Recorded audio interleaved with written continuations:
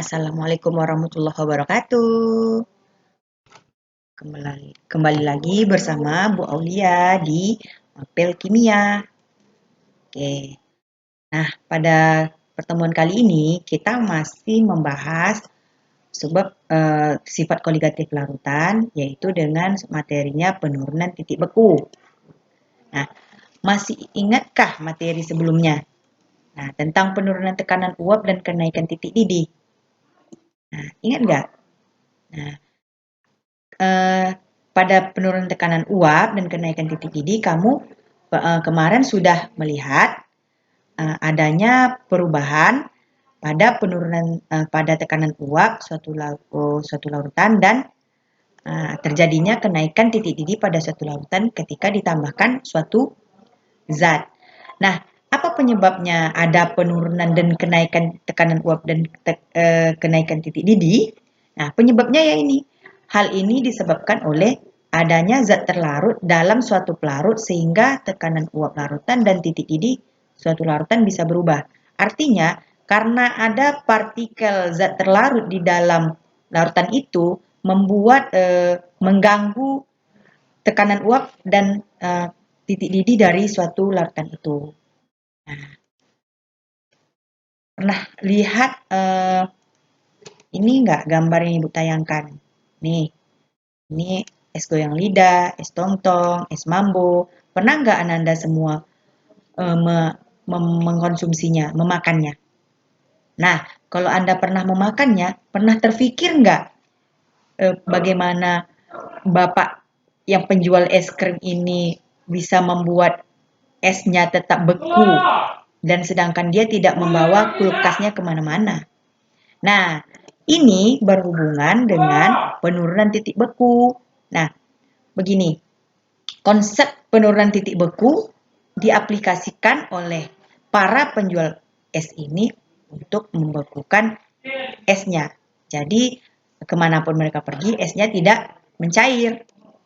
Oke, tujuan pembelajaran pada kali ini adalah yang pertama, melalui diskusi bersama guru di WA Group tentang pengamatan video dan materi ajar tentang penurunan tekanan titik beku dengan rasa ingin tahu dan yang tinggi, peserta didik dapat mengidentifikasi masalah dalam kehidupan sehari-hari terkait penurunan titik beku larutan dengan tepat.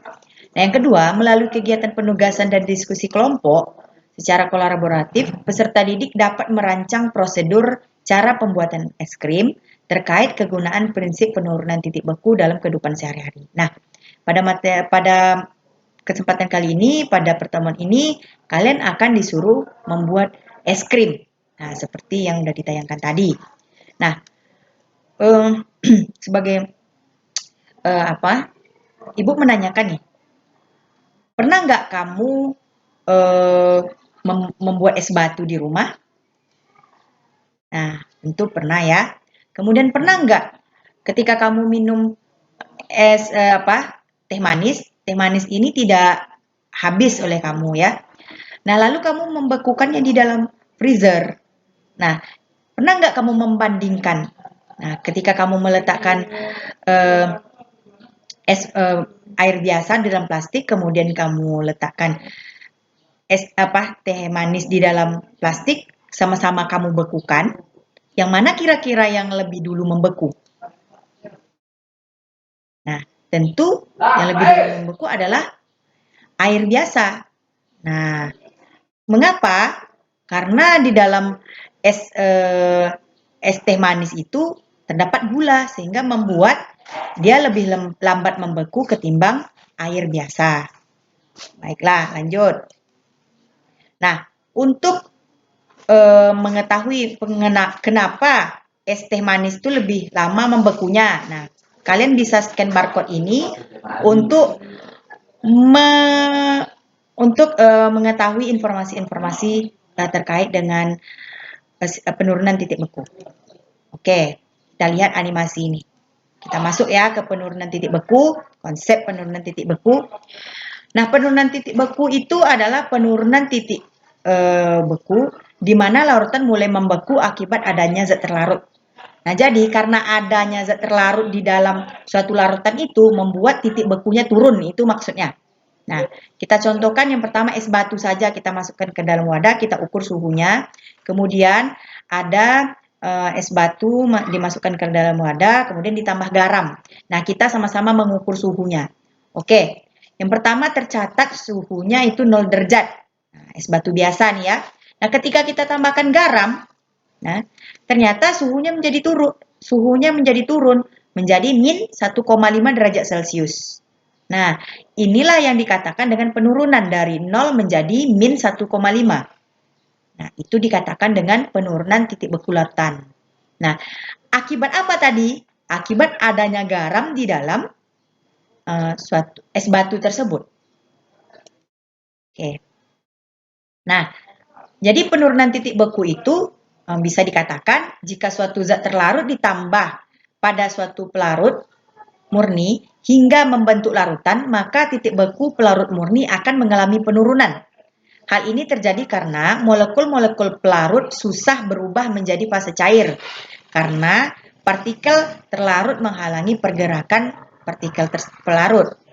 Nah, misalnya titik beku air normal itu adalah 0 derajat Celcius, kemudian ketika ditambah garam, dia akan turun menjadi min 1,5. Nah, itu dikatakan dengan penurunan titik beku. Nah, kemudian ini adalah pengaruh zat terlarut. Nah, contohnya garam tadi terhadap pembekuan zat pelarut dia atau seperti tadi gula di dalam air teh. Nah, gula itu menghambat pembekuan dari air tehnya. Nah, itu maksudnya ya. Nah, semua ada termasuk pertama tadi aplikasi penurunan titik beku larutan itu bisa kita lihat pada tadi ada pembuatan es mambo, es goyang lidah, es puter. Nah, itu semua adalah aplikasi dari konsep penurunan titik beku larutan. Mereka seperti membuat es krim ini atau pembuatan es goyang lidah ini, mereka ini ada nampak ya gerobaknya. Di dalam itu mereka menyimpan es batu yang ditambahkan dengan garam. Nah, apa fungsinya? Kamu search di Google, kamu browsing sebanyak-banyaknya ilmu pengetahuan, kamu buka buku, kamu buka materi ajar yang setelah saya bagikan. Nah, kamu baca di situ apa pengaruhnya atau bagaimana konsep penurunan titik beku larutan itu pada pembuatan es puter atau es goyang. Nah, kemudian ada lagi contohnya etilen glikol pada radiator mobil di daerah bersalju. Untuk mengantisipasi agar air radiator mobil ini tidak membeku, maka ditambahkanlah etilen glikol. Nah, kemudian ada jeruk. Nah, air yang disemprotkan pada buah jeruk melepaskan panas fusinya karena membeku menjadi lapisan es yang bertindak sebagai thermal isolator. Dan yang terakhir itu deiser pesawat. Nah, ini adalah aplikasi-aplikasi dari penurunan titik beku larutan. Nah, untuk mengaplikasikan konsep, Anda di LKPD akan dituntut untuk membuat es krim ya, es krim, membuat es krim dengan penerapan konsep penurunan titik beku larutan. Oke, terima kasih. Ini aja dari Ibu.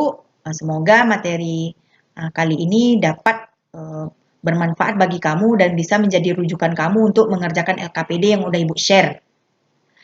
Lebih kurang mohon maaf. Assalamualaikum warahmatullahi wabarakatuh.